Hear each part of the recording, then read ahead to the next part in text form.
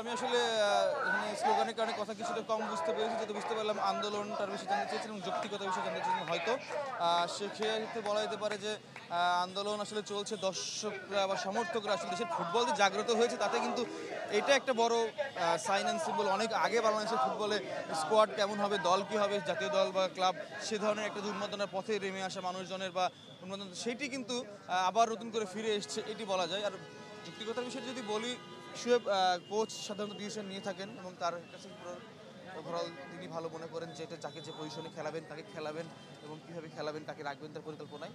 তো সেই অর্থে তিনি সিদ্ধান্ত নিয়েছেন এবং সমর্থকদেরও চাওয়া থাকবে, কারণ তাদের জন্য তাদের জন্য খেলা। সুতরাং কিছুক্ষণ আগে এই ইন্টারকন্টিনেন্টাল হোটেলেই কিন্তু সমর্থকদের প্রতিনিধির সঙ্গে বাংলাদেশ সভাপতি বসেছিলেন। সুতরাং দুই পক্ষের যে একটা আলোচনা এখনো চলছে তার vision hot and cool AC 4-way solenoid valve টেকনোলজিতে হিটিং ও কুলিং দুই মোডেই কাজ করে সমানভাবে। Vision hot and cool AC পরিপ্রেক্ষিতে কোন সিদ্ধান্তটা আসে সেটি দেখার অপেক্ষায় মূলত সাধারণ মানুষ থেকে শুরু করে সারা দেশের মানুষ এবং ফুটবল প্রেমীরা। সবশেষে সবারই চাওয়া যেন জাতীয় দলটা শক্তিশালী হয় এবং সেই শক্তিশালী জাতীয় দলের মাধ্যমে বাংলাদেশ যেন মাঠে পারফরমেন্স করে। বিশেষ করে হানা চৌধুরী এসেছেন, তাই ঘিরে প্রত্যাশা আরও বেশি এবং দর্শক সমর্থকদের প্রত্যাশা আছে ফাহমিকে ঘিরে, এবং ম্যানেজমেন্ট অথবা টিম ম্যানেজমেন্ট তাদের মতো করেও ভাবছে। সবারই চিন্তাভাবনা, নিজেদের একটা যুক্তি অবশ্যই রয়েছে।